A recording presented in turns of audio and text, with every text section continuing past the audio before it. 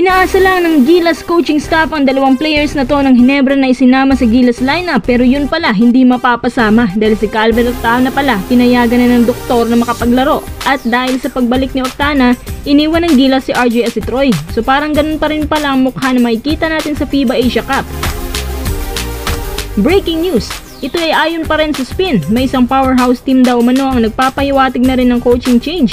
Ito ay sinabi ng mga sources matapos magbigay ng official statement si Boss Al sa coaching change na gagawin ng Magnolia under LA Tenorio. Anong team naman kaya to? Tara, huwag na nating patagalin. At ayun na nga, lumipad na patungong Saudi Arabia ang ating national team upang doon makapaghanda. Yung ating first game nga pala gaganapin ngayong August 6, 7:30 PM Philippine time sa Jeddah. Sabay-sabay nating abangan yan. Of course, ang laban talaga ng ibang bansa sa ibang bracket magsisimula sa August 2. At as usual, sila ang mga mukha na makikita natin sa FIBA Asia Cup Tournament dahil yung dalawang Ginebra players na si RJ Barrientos at Troy Rosario iniwan sa ere dahil sa pagbabalik ng inclusion ni Calvin Octana na saktong-sakto pinayagan na ng doktor maglaro. Akala ko pa naman medyo mag-iibang rotation ng Gilas Place. Medyo nasasayangan lang ako sa capabilities na pwedeng madagdag ni RJ Barrientos. Iba kasi siya humawak ng bola at nakapagbibigay din siya ng solid plays. Iba yung handling niya at maasahan mo rin sa kahit anong klase ng opensa. Pero siguro dahil nga may kaliitan, kaya hindi nila priority talaga si RJ. Si Troy naman maayos niyang nagagampanan ng depensa, pero yun nga injury prone din. Tsaka nag-iba na rin yung galawan niya kumpara dun sa prime Troy. Si Calvin Octana naman, hindi sigurado kung magiging 100% healthy, kaya medyo yung inconsistency niya nandyan pa rin.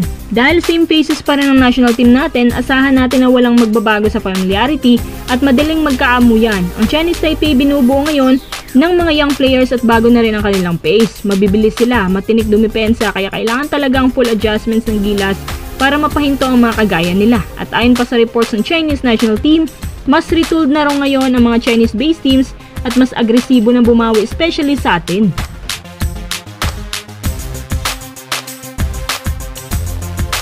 Next update, may coaching change daw na magaganap sa isa ding caliber team pagkatapos i-anunsyo ng Magnolia ang kanilang bagong coach. Ayon sa Spin, it's either nasa SMB lang yan or nasa TNT. Kung SMB ito, posible din kasi syempre mag-sister team lang naman ng SMB at Magnolia. So posible din na papaganahin nilang triangle offense sa natitirang sister team nila na hindi ito ang pinapatakbo. At ito din ang hinala ng mga tao. Layunin kasi ng SMC Director na palaganapin sa lahat ng kanilang franchises ang triangle offense, which is hindi ko alam kung magiging maganda bang epekto nito sa kanilang paikipagkompetensya. Halimbawa, sabihin na lang natin na may isang taga-Ginebra na naman ang hahawak sa SMB para sa triangle offense. Eh di basang-basa na agad ng lahat ng competitors nila ang magiging system at malalaman na nila agad na basta SMC, triangle yan at madali na lang nilang mapag-aralan. Kung paulit-ulit ang system ng lahat ng SMC teams, edi kung matatalo nilang Ginebra, meaning matatalo na rin nila ang lahat ng SMC teams kasi same system lang naman sila.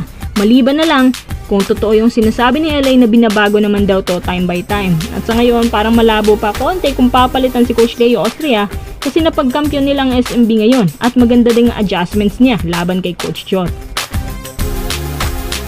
At kung TNT naman to, may 50% chance din. Dahil nabigo ang TNT na ipag-Grand Slam ang kanilang franchise, baka may coaching change din sa kanila. Ang sabi kasi ng management, babawi daw sila at hindi sila susuko kahit napurnada ang kanilang Grand Slam. Pero ang alam namin, mga players lang injury prone ang papalitan at hindi ang coach. Sa pagkakaalam ko, malapit kay Boss Pangilinan si Coach Chot at hindi na nila mababago ang katotohanan na siya talagang main coach ng MVP group. Kahit na pagkampiyon ni Jolas ang TNT pero biglang ibinalik talaga ni MVP si Coach Chot. At kaya lang naman daw natalo ang TNT dahil sa hindi inaasang sunod-sunod na injuries ng kanilang mga players. So pwedeng hindi rin ito TNT.